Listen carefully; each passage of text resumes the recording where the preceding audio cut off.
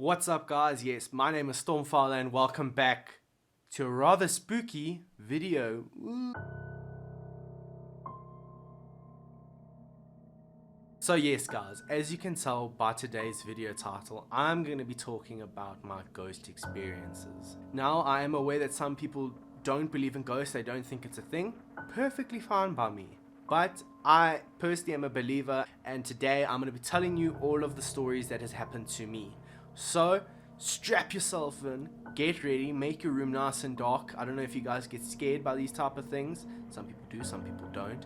And I will tell you everything that's happened to me. So let's start things off right at the beginning. My first experience was actually when I was pretty young. I couldn't have been any older than 6, and I was at preschool or kindergarten, depending where you're from, that's what you'd call it. And I vividly remember standing where the recess place was, where you could go out and just play with your mates, and there were a whole bunch of structures that were like very, very dangerous that none of us realized. And I remember that they had a storage room, and at the storage room they had these very big, large windows that covered the top in order to let in natural light.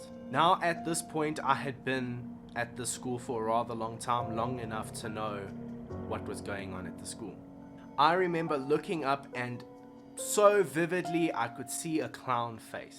Now I knew this wasn't anyone because those windows from my memory were a solid 10 feet in the air. So obviously, being the kid I was like, well, this is not okay, this is just not a normal thing, is it? And I remember turning around and looking at my friends, and obviously they had their juice boxes or whatever and no one cared. So I think as a result of that, I was always very interested in the paranormal, in ghosts, ghost stories, listening, thinking, believing, listening to, like, you know, signs. So as a result of this, I was a 100% believer. I was like, yes, ghosts exist, this is scary, why are we talking to people that aren't on this earth anymore, what is going on? So growing up in life, I would hear a bang or hear noises or something and instantly think it was a ghost. However, with how I was as a child, it didn't bug me. I thought like, okay, well, I can't see these guys, they can't do anything to me, it doesn't matter. So now fast forward a good couple years later, I was in high school, I was in this very room at the moment, and I was busy watching YouTube as you do. So I was lying in my bed, casually chilling, relaxing. It was probably around 10 o'clock at night. So the point that I'm basically trying to make is that I was wide awake.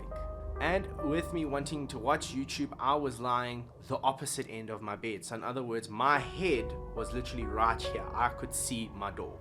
And at the corner of my eye, I saw the door completely open, like completely open from being closed, and I even heard the door handle open up. So I was like, wow, that's crazy.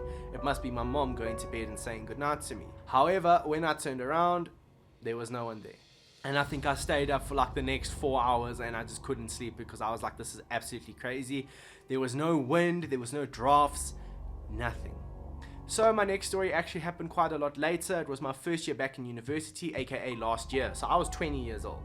So because I had moved from my hometown to where I study, my friend that I have that lives there said to me, you know what, dude, we should celebrate, let's go out to this really nice bar. So just like at kindergarten, they had these really big windows at the top that let in a lot of natural light, and it was beautiful. It was really, really pretty. It was right on top of the building so that there wouldn't be anyone casually walking next to it. And suddenly just something caught my eye, and I was like, hey boo. So I quickly looked up because I was like, well, that's not normal. And there was a guy that was standing with his hands against the window looking down at my friend and I, but he didn't have a face. It was just this like white monotone color, like a smudge on a mirror. However, it was his whole body. So at this stage, my friend and I were literally struck with fear. We were like Snow White and like frozen because it was such a crazy experience. At that point, we then looked back up to see if he was still there, and he was gone. As you can imagine, we were like completely spooked. We were like, no more of this, no thank you, I'm good, we are not interested anymore, cheers. But it didn't end there. A couple months later, I was chilling in my house in Durban, and I was completely by myself.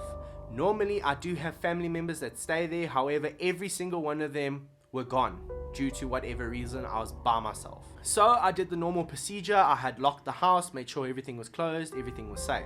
So it was quite late at night, probably about 12:30. I was lying in my bed. I had my lamp on, getting ready to maybe potentially go to sleep. At this stage, I heard full on footsteps going down the corridor of the house.